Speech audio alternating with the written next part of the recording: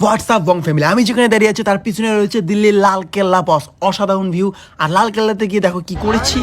우장 바닥에 띠띠따 더 인텔리아 쭈 자가 쭈짜 인제 제발꾸짜 인제 제발때 구쭌 দিল্লি গিয়েও ভাই কাঁপিয়ে আসে, একদম হাসি একদম গরমর ফর করে দিয়ে আসে। চলো বস, আজকের ভিডিওতে তোমরা দেখবে লাল কেল্লা সহ আরো অনেক কিছু। আমার তো মনে হয় বস দিল্লিতে সব থেকে বেশি ঘুরতে আসে লোক, তার কারণ একটু পরে যখন ইন্ডিয়া গেট যাবো সেখানে এত লোক যা বলার মতো না বস।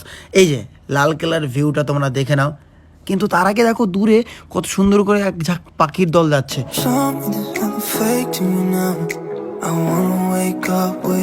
এই হচ্ছে দিল্লির লাল কেল্লার ভিউ। হাজারো লোক আসে, বিভিন্ন ধর্মের মানুষ এখানে আসে। সত্যি ভালো একটা জায়গা, খুব সুন্দর একটা জায়গা। এখানে অবশ্যই আসো, দিল্লিতে আসলে ভালো লাগবে। সেলফি ফটো রিলস যাই করো না কেন, ভিউটা আলাদাই লেভেলের লাগবে। তবে আমি সেলফি ফটো ভিডিও কিচ্ছু করি না, আমি অনেকদিন ধরে কমেডি করি না, যেহেতু মা অসুস্থ। চলো কমেডি করি একটু। 띠띠따 더 인텔리아 쭈 자가 우중짜 인제 제발때 인제 제발때 구쭌 인제 짜파 আচ্ছা, তো নেক্সট ডে মাকে নিয়ে আসছে হসপিটাল থেকে। মা কিছুটা সুস্থ, মাকে রেখে আবার বাবাকে নিয়ে যাচ্ছে বাইরে ঘুরতে। বাবা তো যেতে যাচ্ছে না, তার আগে আমি একটু ওষুধ কিনে নিচ্ছি। আমিও তো রুগী ভাই, কি করব। যাই হোক, সময় খারাপ তো আসবেই, তবে আমি চাইবো সবসময় আমার বাবা মা সবাইকে খুশি রাখার। বাবাকে নিয়ে আসলাম খুশি করার জন্য ইন্ডিয়া গেটে এখানে এসে ভাই অনেক লোকের ভিড় দেখলাম, অনেক লোকের ভিড়। আর ইন্ডিয়া গেটের এখানে কিছু লেখা আছে যেগুলো দেখাতে পারলাম না, যেহেতু জুম হলো না অতটা। আর ইন্ডিয়া গেটের কালার অল টাইম চেঞ্জ হয়। আমি বাবার সঙ্গে পোজ দিলাম, পরবর্তীতে আমি এই পোজগুলো শেয়ার করব। যাই হোক বস, এখানে ইন্ডিয়া গেটের এইরকম ভিউ ভাই অনেক বড় কিন্তু। হ্যাঁ, এটা হচ্ছে ইন্ডিয়া গেটের সাইড ভিউ, ওকে।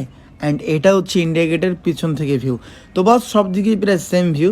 আর ইন্ডিয়া গেটের সামনে এখানে অনেক বসার জায়গা আছে, ভালো জায়গা।